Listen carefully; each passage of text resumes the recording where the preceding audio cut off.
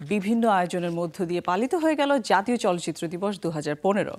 আয়োজনের উদ্বোধন করেন তথ্যমন্ত্রী হাসানুল হক ইনু। বিশেষ অতিথি হিসেবে উপস্থিত ছিলেন সংস্কৃতি মন্ত্রী আসাদুজ্জামান নূর। কিন্তু বর্ণাঢ্য এই আয়োজনে ছিল না তারকাদের আনাগোনা। এত আয়োজনের পরেও এফডিসি চত্বরে চলচ্চিত্র দিবস রং হারিয়ে যেন হয়ে উঠেছিল সাদা কালো। বিস্তারিত থাকছে প্রতিবেদনে। 2012 সালে 3 এপ্রিলকে ঘোষণা করা হয় জাতীয় চলচ্চিত্র দিবস হিসেবে। 2013 সালে ঘরোয়া পরিবেশে পালিত হলেও 2014 সালে বেশ ধুমধাম করে আয়োজন করা হয়েছিল এই দিনটি। সেই সাথে ঘোষণা করা হয়েছিল 2015 সালে চলচ্চিত্র দিবস পালন করা হবে 3 দিন ব্যাপী আয়োজনের মধ্য দিয়ে। সেই রেশ ধরেই আয়োজন করা হয়েছিল এবারের অনুষ্ঠান।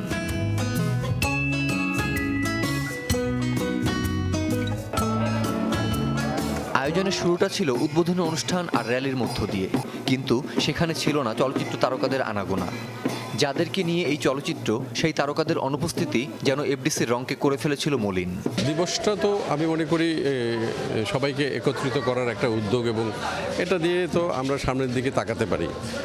পাশাপাশি এটাও ঠিক যে আমি যদি এখানে আমাদের চলচ্চিত্র শিল্পের আরও নামি দামি মানুষ এবং যারা এখানে নিয়মিত কাজ করেন তাদের যদি আরও বেশি সংখ্যায় দেখতে পেতাম। র্যালি থেকে শুরু করে বিকেল অবধি এফডিসি চত্বরে দেখা গেছে হাতে গোনা 6 জন তারকাকে। চিত্রনায়িকা পপি, শিমলা, শাওন, নীরব, জায়েদ খান ও ওমর সানি। এছাড়াও চোখে পড়ে নতুন কিছু মুখকে। একজন শিল্পী হিসেবে আসলে আমাদের সবারই এই প্রোগ্রামটাতে আসা উচিত। তো মানে আমি শিল্পীর মনের জায়গা থেকে মনে হয়েছে যে আমার এখানে আসা উচিত, সেই জন্য আমি এখানে এসেছি। প্রশ্ন আসতেই পারে, যেহেতু চলচ্চিত্রে না, চলচ্চিত্রে মিনিস হচ্ছে যে মানে লাইক এখানে যত আর্টিস্ট আছেন, শিল্পী মানে কলাকৌশলী সবাই থাকবে না। তারকাদের অনুপস্থিতিতে জাতীয় চলচ্চিত্র দিবস পালনের এই আয়োজন যে কিছুটা হলেও অসম্পূর্ণ তার আভাস পাওয়া গেল পরিচালক সমিতির মহাসচিব মুশফিকুর রহমান গুলজারের কথায়।